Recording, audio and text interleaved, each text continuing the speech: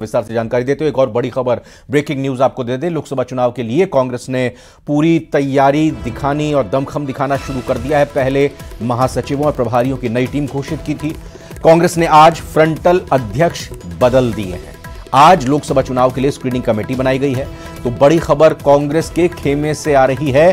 कांग्रेस लोकसभा चुनावों के मद्देनजर तत्पर और तेजी दिखाती हुई नजर आ रही है और कांग्रेस ने दमखम दिखाना भी शुरू किया है। वो कांग्रेस के संगठन में नए नामों की घोषणा के तौर पर दिखाई भी दे रहा है। पहले महासचिवों और प्रभारियों की नई टीम घोषित की गई थी और अब कांग्रेस ने आज अपने फ्रंटल अध्यक्ष बदल दिए हैं। मतलब जो अलग अलग संगठन हैं, जो मोर्चे हैं, उनके अध्यक्षों को बदला गया है। नई जिम्मेदारी नए लोगों को सौंपी गई है।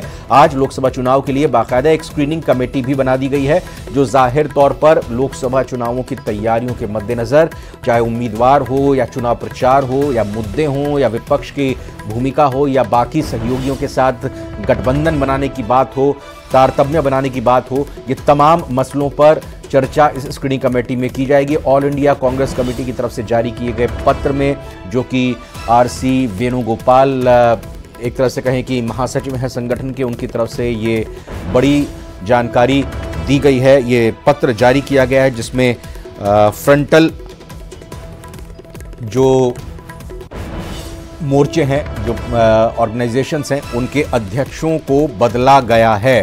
तो बड़ी जानकारी इस वक्त आपको बता रहे हैं। कांग्रेस चुनावों के मद्देनजर बड़ी तैयारी करती हुई यहां पर दिखाई दे रही है और इस संबंध में आपको हम ये भी विस्तार से जानकारी देना चाहेंगे कि अगर दो क्लस्टर बनाए गए हैं, एक क्लस्टर 4 बनाया गया है जो इस पत्र के जरिए दर्शा रहा है उत्तर प्रदेश, उत्तराखंड, हरियाणा, हिमाचल प्रदेश, पंजाब, चंडीगढ़, जम्मू कश्मीर और लद्दाख। इसमें चेयरमैन श्री भक्त चरण दास को बनाया गया है और मेंबर्स इसमें नीरज डांगी और यशोमती ठाकुर, श्रीमती यशोमती ठाकुर को बनाया गया है। क्लस्टर 5 की अगर बात करें, क्लस्टर 4 को हम देखें तो उत्तर भारत के राज्य हैं जिनमें ये संगठन तैयार किया गया। क्लस्टर 5 के अंतर्गत बिहार, झारखंड, वेस्ट बंगाल, असम, अरुणाचल प्रदेश, मणिपुर, मिजोरम, मेघालय, नागालैंड, त्रिपुरा, सिक्किम में जहां पे श्री राणा केपी सिंह को चेयरमैन बनाया गया और मेंबर्स के तौर पर जयवर्धन सिंह और इवान डिसूजा को जिम्मेदारी दी गई है। इधर भीलवाड़ा से एक बड़ी खबर आ रही है जहां पर दो पक्षों में विवाद हुआ।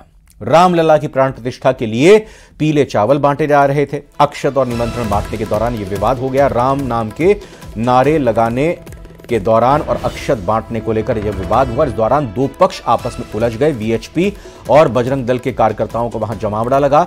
सूचना के बाद मौके पर पुलिस पहुंच गई है और समझा बुझाकर मामले को पूरी तरह से शांत करने की कोशिश कर रही है। राहुल, हमारे संवाददाता राहुल कौशिक भीलवाड़ा से और जानकारी के साथ इस बड़ी खबर को ब्रेक करने के साथ जुड़ चुके हैं। राहुल, अभी फिलहाल स्थिति बताइए कैसी और शुरू कैसे हुआ था विवाद? जी रविंदर, कहीं ना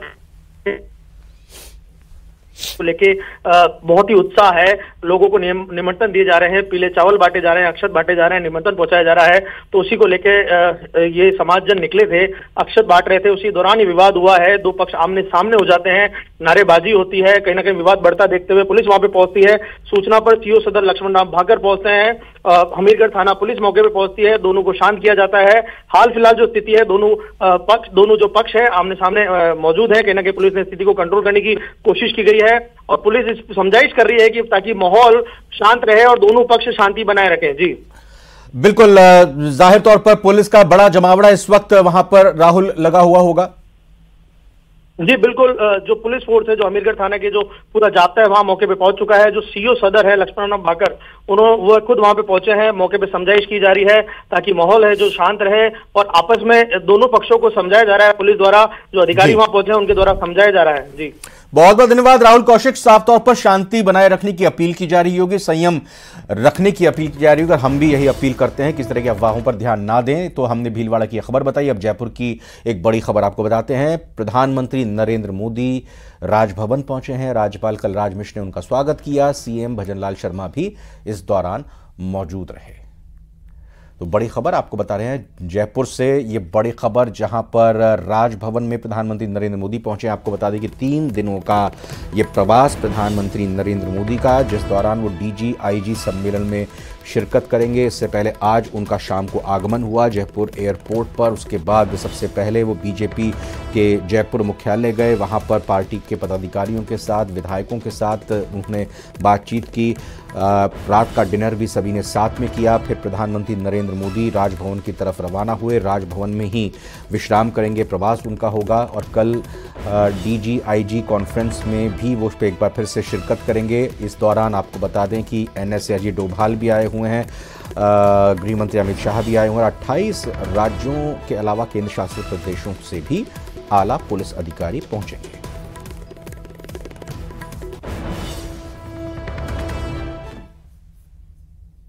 कुछ अच्छे काम करने हैं हम सबको, बिजली, पानी, सड़क, अन्य भी कुछ, तो उन सारों को पूरा करने का प्रयास करेंगे। बहुत ही मेहनत करनी पड़ेगी इस विभाग में, बिकॉज ये तो जनरल पब्लिक की हेल्थ, जीना मरण, ये सब चीजें इससे एसोसिएटेड है। एक बड़ी चुनौती है। विकसित भारत संकल्प यात्रा को सफल बनाने के साथ साथ 2047 में भारत दुनिया का सबसे विकसित राष्ट्र बने, इसके लिए सभी को कड़ी मेहनत करते हुए काम करना है। ये उन्होंने मुझे जो जिम्मेदारी दी गई उसके लिए थैंक यू, धन्यवाद, बधाई देता हूँ। जी। नहीं, और क्या प्राथमिकताएं रहेंगी आपकी कैबिनेट मंत्री? समय में डिपार्टमेंट संभालेंगे तो उस समय देखेंगे सब।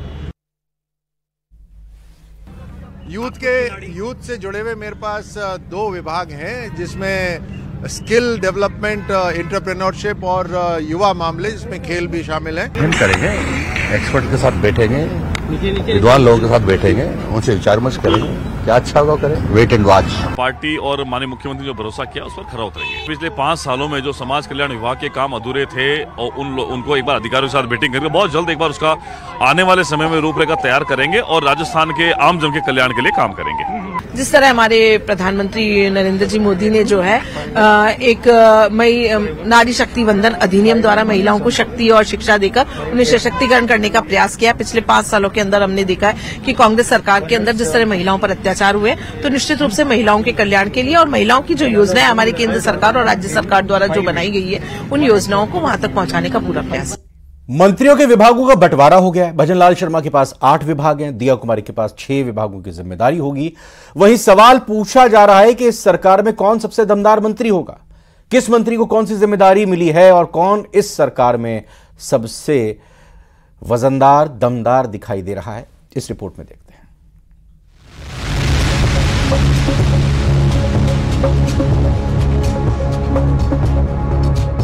टीम भजनलाल तैयार।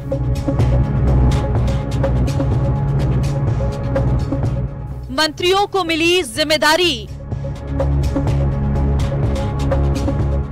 कौन पड़ा सब पर भारी।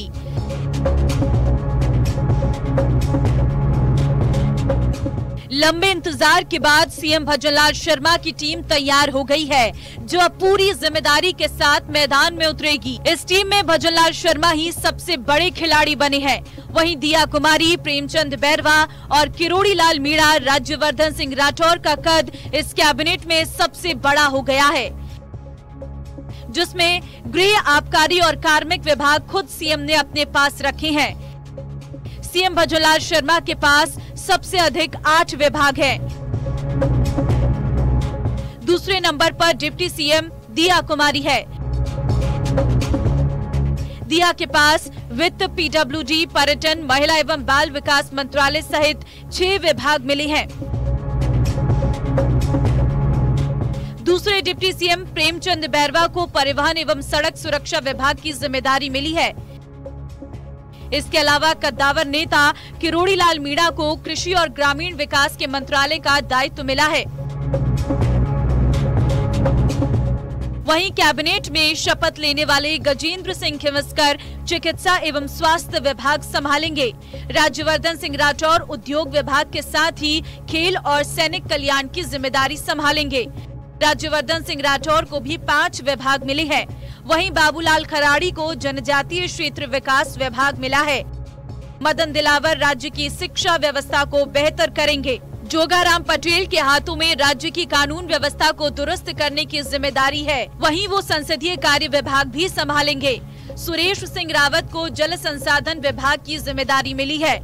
अविनाश गहलोत को सामाजिक न्याय एवं अधिकारिता, जुराराम कुमावत को पशुपालन, गोपालन, देवस्थान विभाग और हेमंत मीणा को राजस्व विभाग मिला है। वहीं सुरेंद्र पाल सिंह टीटी को कृषि विपणन, इंदिरा गांधी नहर, अल्पसंख्यक मामलात एवं वक्फ विभाग में स्वतंत्र प्रभार मिला है।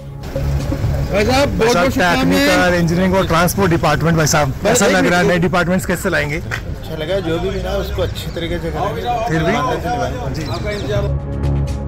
इसके अलावा राज्य मंत्री और स्वतंत्र प्रभार के विभागों का भी बंटवारा हो गया है, जिसमें राज्य मंत्री स्वतंत्र प्रभार में संजय शर्मा को वन एवं पर्यावरण, गौतम कुमार को सहकारिता, नागरिक उड्डयन विभाग, छाबर सिंह खर्रा को नागरिक विकास और हीरालाल नागर को ऊर्जा मंत्री, राज्य मंत्री स्वतंत्र प्रभार की जिम्मेदारी मिली है। राज्य मंत्री में ओटाराम देवासी को पंचायती राज ग्रामीण विकास, मंजू बागमार को सार्वजनिक निर्माण विभाग, महिला एवं बाल विकास विभाग, विजय सिंह चौधरी को राजस्व सैनिक कल्याण विभाग, कृष्ण कुमार विश्नोई को उद्योग, खेल, कौशल, नीति निर्धारण विभाग और जवाहर सिंह बेढम को गृह विभाग, गोपालन, पशुपालन एवं डेयरी विभाग में राज्य मंत्री की जिम्मेदारी मिली है। हालांकि सबसे अधिक मंत्रालय सीएम भजनलाल शर्मा ने खुद अपने पास रखे हैं। वहीं दूसरे नंबर पर दिया कुमारी को 6 और राज्यवर्धन सिंह राठौर को 5 विभागों की जिम्मेदारी मिली है। जिस तरह से विभागों का बंटवारा किया गया उसको देखते हुए कहा जा सकता है कि दिया कुमारी इस सरकार में नंबर 2 पर है। नई टीम के साथ अब भजनलाल शर्मा मैदान में उतरेंगे और लोगों से किए गए वादे पूरा करने की जिम्मेदारी भी होगी। Bureau report, news 18 Rajasthan. Srikaranpur के संग्राम की बात करते हैं। दरअसल श्रीकरणपुर में चुनाव संपन्न आज हो गए हैं। शांतिपूर्ण तरीके से मतदान संपन्न हुए। 80.5% मतदाताओं ने मतदान किया है। कड़ाके की ठंड के बावजूद बम्पर वोटिंग इस बार हुई है। अब नतीजे 3 दिन बाद यानी 8 जनवरी को आएंगे। न सिर्फ प्रत्याशियों को इसका इंतजार है बल्कि वोटर को भी इसका इंतजार है। आइए विस्तार से इस रिपोर्ट में देखते हैं। श्रीकरणपुर विधानसभा सीट पर मतदान, प्रत्याशियों ने खेला हर आखिरी दांव। किसकी होगी जीत, किसकी होगी हार? 8 जनवरी किसकी होगी नैया पार? जी हां, श्रीगंगानगर की सबसे हॉट सीट बनी श्रीकरणपुर विधानसभा में आज बम्पर वोटिंग हुई। सारे रिकॉर्डों को तोड़कर जनता ने अपना फैसला ईवीएम में कैद कर दिया।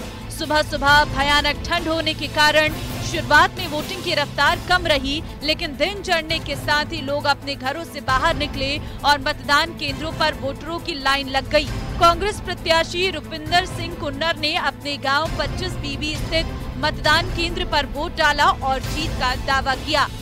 जो भाजपा ने चलते चुनाव के अंदर 5 प्रत्याशी को मंत्री पद से नवाजा है, एक तो उसका गुस्सा है लोगों में, जो मतदाताओं का अपमान किया है, और दूसरा सरदार गुरमीत सिंह जी कुन्नर जो 40 सालों से जिन्होंने ईमानदारी से सेवा की है, उनके प्रति भी लोगों का एक जो प्रेम है वो वोट के माध्यम से उनको सच्ची श्रद्धांजलि देने का है। तो लोगों में बड़ा उत्साह है और जो लोकतंत्र की हत्या, संविधान को ना मानते हुए, चुनाव योग को ठेंगा दिखाते हुए, जो उन्होंने आचार संहिता का उल्लंघन करते हुए उनको मंत्री पद से नवाजा है, तो लोगों में बहुत रोष है उसके प्रति।